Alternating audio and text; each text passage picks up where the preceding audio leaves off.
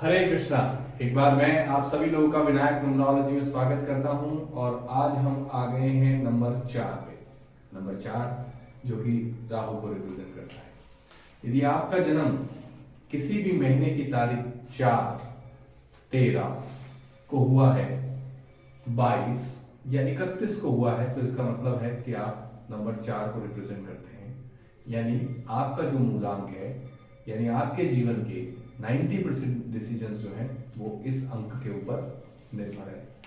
अब ये आपके ऊपर है कि आप इस अंक का किस तरीके से अपने जीवन में यूटिलाइजेशन करते हैं, किस तरीके से उपयोग करते हैं। क्योंकि आज पहला दिन है और आज हम ये जानेंगे कि नंबर 4 वाले लोग जो है उनका व्यक्तित्व किस प्रकार का होता है, क्या चीजें होती हैं जो इनको एक लोगों से डिफरेंट बनाती हैं और क्या चीजें होती हैं, क्या नकारात्मक चीजें हैं इनकी लाइफ में जो इनको दूसरों से जो है इनको अलग थलग करके रखती है। क्योंकि नंबर 4 जो है वो राहु को रिप्रेजेंट करता है, तो राहु जो है वो बेसिकली एक ऐसा व्यक्ति है जिसका सर है यानी सोचने की शक्ति है, लेकिन धड़ नहीं है यानी हृदय की कमी है। तो जो राहु होता है, चूंकि उसको कलयुग का देवता भी कहा गया है, यानी अगर कलयुग में किसी व्यक्ति का राहु अच्छा है तो डेफिनेटली वो अपने जीवन में प्रोग्रेस करेगा, लेकिन उस प्रोग्रेस के साथ साथ वो अपने जीवन में बहुत सी चीजें खो भी देगा। वो खोएगा क्या? वो खोएगा अपनी मानसिक शांति, वो खोएगा क्या? वो खोएगा अपने पारिवारिक जन रिश्तेदार, वो खोएगा क्या? वो खोएगा अपनी जीवन में मूल्यों को, वो खोएगा क्या? वो खोएगा अपना जो है वो व्यक्तित्व, यानी वो उससे राहु उससे ऐसे कुछ काम भी करा सकता है जो कि काफी अनएथिकल हो, यानी वो अनएथिकल, उसके लिए एथिक्स और अनएथिक्स मैटर नहीं करेंगे, उसके लिए मैटर करेगा तो सिर्फ और सिर्फ उसके इच्छाओं की पूर्ति, चाहे वो किसी भी तरीके से हो। तो देखते हैं कि 4 नंबर वालों का व्यक्तित्व किस तरीके से होता है। यदि आपका जन्म किसी भी महीने की तारीख, चाहे जनवरी हो, चाहे फरवरी हो, चाहे मार्च हो, अप्रैल हो, कोई सा भी महीना हो, अगर आपका जन्म 4 तारीख को हुआ है, 13 तारीख को हुआ है, 22 तारीख को हुआ है, 31 तारीख को हुआ है, तो इसका मतलब है कि आपकी लाइफ में जो है वो राहु जो है वो आपकी लाइफ को गवर्न करता है। राहु आपके लिए बहुत वाइटल रोल प्ले करता है। तो ऐसे व्यक्ति जो राहु से जिनके जीवन में राहु प्रधान होता है, तो ऐसे व्यक्तियों का व्यक्तित्व किस तरह का होता है ये देखते हैं। अनकन्वेंशनल वे ऑफ थिंकिंग होती है। दोस्तों, मैं आप सभी लोगों से यहाँ पे एक पॉज दूंगा और ये चाहूंगा, एक रिक्वेस्ट करूंगा कि आप सभी लोग जो है वो इसको एक कोर्स की जैसे लें और प्लीज पेन और पेपर लेके रखें और इन सब जो है नोट्स को बनाएं, ताकि आपको दिमाग में क्लियर रहे। यदि आपका जन्म इन तारीख को हुआ है तो आपके दिमाग में क्लियर रहना चाहिए कि क्या वास्तविक में मेरे में ये सब चीजें हैं। यदि हैं, इनमें से कुछ अच्छाई है, कुछ बुराई है, तो जो अच्छाई है उनको रखिए और जो बुराई है, जो नेगेटिव चीज है, उनको अपनी लाइफ से एलिमिनेट करिए। तो बात करते हैं कि राहु वाले अनकन्वेंशनल वे ऑफ थिंकिंग, यानी अगर ये जो भी काम करते हैं ये किसी भी एक लीक पे रह के काम नहीं करते। अक्सर लोगों की एक थिंकिंग होती है कि भैया पहले मैं जो है वो जॉब करूंगा, जॉब से पैसा कमाऊंगा, पैसे के बाद उसको बिजनेस में या इन्वेस्ट करूंगा या कुछ XYZ कैसे भी, लेकिन इनकी थिंकिंग ऐसा नहीं है। ये ऐसे व्यक्तित्व होता है जो पहले लोन लेगा, लोन से अपना एक एसेट बनाएगा, एसेट को जो है वो रेंट पे देगा और उससे एक रेंटल इनकम क्रिएट करेगा। यानी ये नॉर्मल लोगों की जैसे इनकी सोच जो है वो कतई नहीं होती है। इसके अलावा थोड़े से रेबेलियस होते हैं, इगोइस्टिक होते हैं, अपने लिए यानी इतने सेल्फिश होते हैं ये कि अपने इच्छाओं के लिए भी किसी व्यक्ति का भी जो है वो नुकसान पहुंचाने में इनको शर्म नहीं आती है। बेसिकली थोड़े से ये बेशर्म टाइप के व्यक्तित्व वाले लोग होते हैं, यानी इनका जो काम होता है वो सिर्फ इतना होता है कि मुझे फायदा पहुंचना चाहिए, यानी एक हाईली सेल्फिश लोग होते हैं ये। इसके अलावा ग्रीडी, जैसे मैंने बताया, लालची, बहुत लालची लोग होते हैं ये। डिजायर ड्रिवन का मतलब ये होता है कि ये इनको जो इनकी जो डिजायर्स है ये वो पूरी लाइफ ये उन्हीं को फुलफिलमेंट करने में लगे रहते हैं। इसके अलावा इनके जीवन में कोई मोटो नहीं होता, ना इनका कोई और गोल होता है। ये स्पिरिचुअल ओरिएंटेड भी अगर होंगे तो थोड़े बहुत होंगे, लेकिन इतना इनका स्पिरिचुअलिटी में, यदि स्पिरिचुअलिटी में भी कहीं भी इनको जो है लगता है कि इन लोगों से मुझे फायदा हो सकता है, यानी स्पिरिचुअल ऑर्गेनाइजेशन से ये जुड़ रहे हैं, तो अगर इनको लगता है कि यार यहाँ से कुछ जो है अपन को क्लाइंट्स मिल सकते हैं, यहाँ से मुझे कुछ बेनिफिट्स हो सकता है, तो ये या फिर इस ऑर्गेनाइजेशन में दान देने से जो है वो मुझे कुछ लाभ हो जाएगा, तो ये ऐसे काम में सबसे ज्यादा आगे रहते हैं और इस काम को करने में बिल्कुल भी चूकते नहीं है। नॉन कन्फर्मिंग होते हैं, यानी अगर मान लीजिए ये आपको कोई वादा करते हैं तो इनके ऊपर ब्लाइंड ट्रस्ट कभी मत करिएगा, क्योंकि ऐसे लोग व्यक्ति जो है वो कभी भी अपने वादों को पूरी तरह से निभाते नहीं है।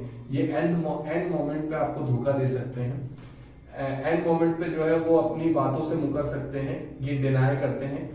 और दूसरी बात यह है कि इनके पास जो चीजें भी होती हैं ये उनके लिए भी जो है वो डिनाई कर सकते हैं आपको। मान लीजिए आप इनके पास किसी हेल्प के लिए गए और आपको पता है कि इनके पास वो चीज है जिससे आपकी हेल्प हो सकती है, चाहे वो मनी हो, चाहे वो कोई एसेट हो या XYZ कुछ भी हो, ये उसको सरासर मना कर देंगे, चाहे आपसे इनका रिलेशन या आपसे इनका रिलेशन काफी नजदीकी हो या आपको बहुत सालों से जानते हो।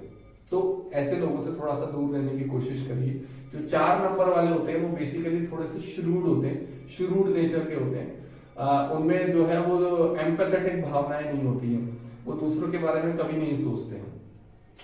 वर्कहॉलिक्स होते हैं, काम करने के बड़े शौकीन होते हैं, अगर किसी काम में लग जाए तो बड़ी शिद्दत से उसको काम में लगे रहते हैं, ये बहुत अच्छी चीज है इनकी। बहुत ये कंपनीज में अगर जाए किसी कंपनी में तो इनको और इनकी ऑर्गेनाइजेशन स्किल्स यानी चीजों को एक साथ लाके खड़ा करना बहुत अच्छी स्किल होती है इनमें। ये थोड़े से रिजिड होते हैं, रिजिड और स्टबर्न होते हैं। मान लीजिए घर परिवार में या फिर किसी भी कंपनी में अगर इन्होंने कोई डिसीजन लिया तो ये अपने डिसीजन पे स्टिक रहते हैं। हो सकता है कि उस डिसीजन से इनको नुकसान भी पहुंच जाए, लेकिन ये उस नुकसान को भी बियर करने के लिए रेडी रहते हैं। इनका जो माइंडसेट होता है, अक्सर ऐसे लोगों को जो है वो माइंड से रिलेटेड प्रॉब्लम हो सकती है, एंग्जाइटी से रिलेटेड प्रॉब्लम हो सकती है, ब्लड प्रेशर से रिलेटेड प्रॉब्लम जो है ऐसे लोगों को हो सकती है। ये इतने स्टबर्न भी होते हैं कि कभी कभार ये अपनी मैरिड लाइफ को भी खराब कर लेते हैं। ये अपने पेरेंट्स से इनका कभी नहीं बनता है, ये पेरेंट्स के साथ इनका हमेशा जो है वो अनबन लगा रहता है। पेरेंट्स को भी ऐसे लोगों से बहुत शिकायत होती है, क्योंकि ये बहुत ज्यादा सेल्फ सेंटर्ड होते हैं, इनको अपना के अलावा कुछ नहीं दिखता है। इसके अलावा ऐसे लोग जो है बड़े नैरो माइंडसेट के होते हैं। नैरो माइंडसेट का मतलब ये हुआ कि मैं और मेरा, यानी अगर इनको लगता है कि अगर इनका कहीं भी नुकसान हो रहा है, नुकसान इन द सेंस अगर इनको अपना किसी व्यक्ति को कोई टाइम देना पड़ रहा है और वो व्यक्ति जो है वो, क्योंकि ये व्यक्तियों को पैसों के हिसाब से तोड़ते हैं, मतलब इनका देखने का नजरिया इस तरीके का होता है, क्या ये व्यक्ति जो है वो मेरे लिए किसी काम आएगा या नहीं आएगा। यदि वो आएगा तो उसके लिए 4 नंबर वाले उसको कितना ही समय दे देंगे, लेकिन अगर वो नहीं आएगा तो ये उससे हाथ जोड़ लेते हैं और उससे कन्नी काटना शुरू कर देते हैं। फ्रेंड्स इनटू एनिमी, यानी ये ऐसे लोग होते हैं, अगर कोई व्यक्ति कहता है 4 नंबर वाले को कि ये मेरा बेस्ट फ्रेंड है तो प्लीज भूल जाओ। ऐसे लोग जो है वो फ्रेंड्स कतई नहीं हो सकते। अगर ये फ्रेंड्स भी होंगे तो ये किसी न किसी लाभ के लिए आपको कॉल करेंगे। ये कभी आपको कॉल भी करेंगे तो इनकी कोई ना कोई आवश्यकता होगी तो ही ये आपको कॉल करेंगे, अदरवाइज ये आपको कॉल नहीं करेंगे। इनकी लॉन्ग लास्टिंग फ्रेंडशिप किसी से नहीं रहती। ये लोग बेसिकली मतलब के लिए जो है वो फ्रेंडशिप रखते हैं, और जब मतलब खत्म हो जाता है तो ये फ्रेंडशिप से जो है वो 2 स्टेप बैक हो जाते हैं। ऐसे लोगों को जो है वो हमेशा एक एंग्जाइटी इसीलिए रहती है क्योंकि ये यूनिवर्स में जो है वो पॉजिटिव वाइब्रेशंस नहीं देते। यूनिवर्स में ये जो है वो अपने कलीग्स के बारे में बैक बाइटिंग करेंगे, अपनी फैमिली मेंबर्स के बारे में बैक बाइटिंग करेंगे, यहाँ तक कि अगर कोई वुमेन है तो वो अपने हस्बैंड के लिए बैक बाइटिंग करेगी, और कोई हस्बैंड अगर वो है तो वो अपनी वाइफ के लिए, या फिर जो है हस्बैंड वाइफ मिलकर अपने पेरेंट्स के लिए भी जो है वो बैक बाइटिंग करेंगे। तो जो ये जैसी वाइब्रेशन, ये नेगेटिव वाइब्रेशन अगर देंगे तो ऑब्वियसली है कि इनको वही नेगेटिविटी जो है इनकी लाइफ में जब मल्टीप्लाई होकर ट्रांसफॉर्म होती है तो ये उस चीज से घबरा जाते हैं, और ये उस प्रेशर को, उस इमोशनल इम्बैलेंस को ये लोग हैंडल नहीं कर पाते। तो इनकी बहुत बड़ी कमी है। तो प्लीज आप लोगों से रिक्वेस्ट है, जो भी 4 नंबर वाले हैं, नेगेटिविटी दूसरों को देना बंद करें। और अगर आप इन सबको बताएंगे कि यार आप नेगेटिव वाइब्रेशन दूसरों को देते हैं तो बहुत जल्दी डिनाई करते हैं, नहीं मैं तो ऐसा करता ही नहीं, मैं तो बिल्कुल प्योर हूँ। तो ऐसा नहीं है। Please change this your habit. इसके अलावा ये लोग जो होते हैं ना, क्वेस्ट ऑफ नॉलेज के लिए हमेशा भूखे रहेंगे। नया ज्ञान इनको सीखना अच्छा लगता है, नई नॉलेज इनको लेना अच्छा लगता है, नई चीजों के बारे में पढ़ना अच्छा लगता है, अच्छी पोजीशंस पे भी जाते हैं ये लोग। अगर स्पेशली नंबर 13 वाले जो होते हैं वो बेसिकली बहुत अच्छी पोजीशंस पे जाते हैं। नंबर 31 वाले जो हैं वो प्राइवेट ऑर्गेनाइजेशंस में बहुत अच्छी पोजीशंस पे जाते हैं, CEO, CFOs ऐसे। इसके अलावा पब्लिक स्पीकर्स बहुत अच्छे होते हैं, लोगों को जोड़ने का काम बहुत अच्छे से करते हैं, लोगों के एम्पैथेटिक थिंकिंग थोड़ी बहुत एम्पैथेटिक थिंकिंग 31 वाले रखते हैं। लेकिन ऑल इन ऑल जो है इस नंबर को अच्छा कंसिडर नहीं किया जाता। इस नंबर वाले लोगों को और नंबर वाले लोगों को दूर रहना चाहिए। स्पेशली राहु का जो है वो गुरु के साथ संबंध जो है वो अच्छा नहीं होता। इसके अलावा राहु जो है वो सूर्य के साथ यानी एक नंबर वालों के साथ इसका संबंध नहीं होता। इनकी फ्रेंडशिप्स जो है ये लोग लॉन्ग लास्टिंग फ्रेंडशिप्स भी नहीं रखते। तो I would like to request you all कि ये थे आज राहु के कुछ पॉजिटिव और नेगेटिव ट्रेड्स। यदि आपका जन्म 4, 13, 22 या 31 को हुआ है तो अगर आपको इनमें से जो भी नेगेटिव चीजें लगी हैं तो उनको इम्प्रूव करिए उन पॉजिटिविटी के साथ, और अगर कुछ जो पॉजिटिव चीजें उनको और एम्पलीफाई करिए। दोस्तों आज के लिए बस इतना ही। मैं आपसे रिक्वेस्ट करूंगा कि please like share my channel. Thank you so very much. Hare Krishna.